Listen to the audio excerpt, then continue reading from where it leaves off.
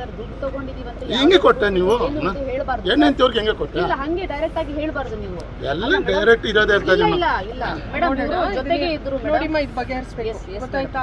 ಯಾವ ತರ ಬಗೆಹರಿಸ್ತೀರಾ ಗೊತ್ತಿಲ್ಲ. ಕೋರ್ಟೇ ಮೇಡಮ್, ಕೋರ್ಟ್ ಅಲ್ಲಿ ಅವ್ರು ಡಾಕ್ಯುಮೆಂಟ್ ನಮ್ಗೆ ಡೆತ್ ಸರ್ಟಿಫಿಕೇಟ್ ಇಲ್ಲ ಅಂದ್ರೆ ನಾವು ಸೋತ್ಬಿಟ್ರೆ ಬೇರೆ ಯಾವ ಡಾಕ್ಯುಮೆಂಟ್ ಇಲ್ಲ ಮೇಡಮ್ ಅವ್ರ ಹತ್ರ. ಮೇಡಮ್ ನೀವು ಮಾತಾಡಿ ಇಲ್ಲ ನಾನು ಇವಾಗ ನಮ್ಗೆ ಡೆತ್ ಸರ್ಟಿಫಿಕೇಟ್ ಇಲ್ಲ. ನಾವು ಫಸ್ಟ್ ಏನು ವಂಶವೃಕ್ಷ ಯಾವ ತರ ಇದೆ ಅವ್ರ ಹತ್ರ ಇಲ್ಲ ಮೇಡಮ್.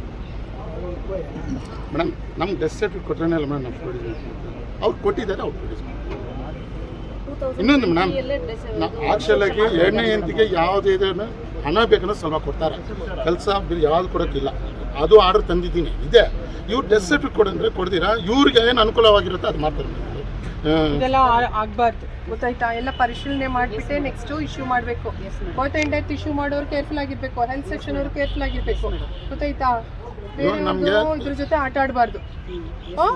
ಅನುಕಂಪ ನೇಮಕಾತಿಗೆ ಬಂದ್ರೆ ಖಂಡಿತವಾಗಿ ಮೊದಲೇ ಹೆಂಡತಿಗೆ ಏನಿದೆ ಅವ್ರ ಮಕ್ಕಳಿದೆ ಅವ್ರದ್ದು ಕನ್ಸೆಂಟ್ ಅವರ ಒಪ್ಪಿಗೆ ಇಲ್ಲದೆ ಯಾವುದೇ ಕಾರಣಕ್ಕೂ ಮಾಡಬೇಡ್ರಿ. ಕಾನೂನು ವಿರುದ್ಧವಾಗಿ ಯಾವುದೂ ಮಾಡಬಾರ್ದು ಗೊತ್ತಾಯ್ತಾ?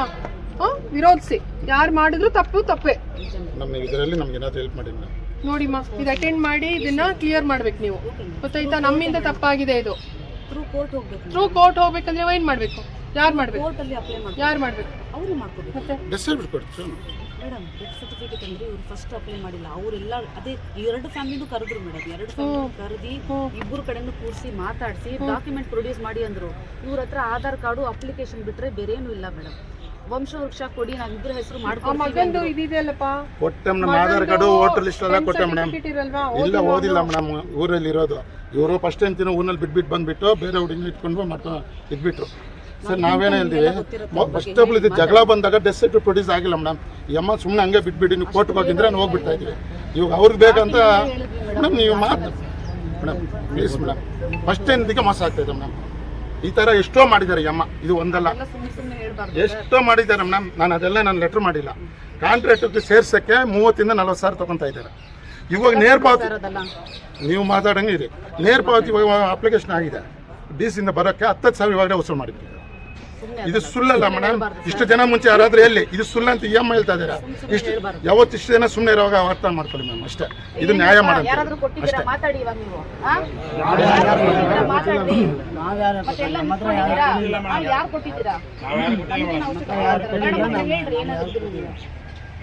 வேணா விடுப்பா அவங்க கிட்ட போய் சொன்னா தப்பு தானே. என்ன இருந்தாலும் பேசணும். அவங்க ஆபீசருக்கு சொல்லம்மா அது யாரும் இருக்கிறதோ தகவல் எல்லாம் பொறுப்பிದ್ರ ಎಲ್ಲ ಕೇಳಿಮ್ಮ. ಇದನ್ನೆಲ್ಲ ಬಗೆಹರಿಸಿ ಆಯ್ತಾ? ಇದನ್ನ ರಬ್ ಮಾಡ್ಕೊಂಡೇ ಹೋಗ್ಬೇಡಿ. ಬಗೆಹರಿಸಿ ಇದಕ್ಕೆ ಸೊಲ್ಯೂಷನ್ ಕಂಡುಹಿಡೀರಿ.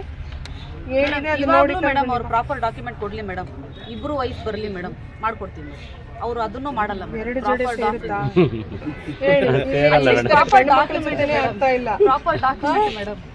ಆಧಾರ್ ಕಾರ್ಡ್ ಬಿಟ್ಟರೆ ಅಪ್ಲಿಕೇಶನ್ ಬಿಟ್ಟರೆ ಬೇರೆ ಯಾವ ಡಾಕ್ಯುಮೆಂಟ್ಸ್ ಇಲ್ಲ ಮೇಡಮ್. ಡೆತ್ ಸರ್ಟಿಫಿಕೇಟ್ ಕೊಡೋಕೆ ನಿಮ್ಗೆ ಏನು ಬೇಕು ನಮ್ಮ ಆಧಾರ್ ಕಾರ್ಡು ಇದು ಪ್ರಾಬ್ಲಮ್ ಆಗಿರೋದ್ರಿಂದ ವಂಶವೃಕ್ಷ ಬೇಕು ಸರ್.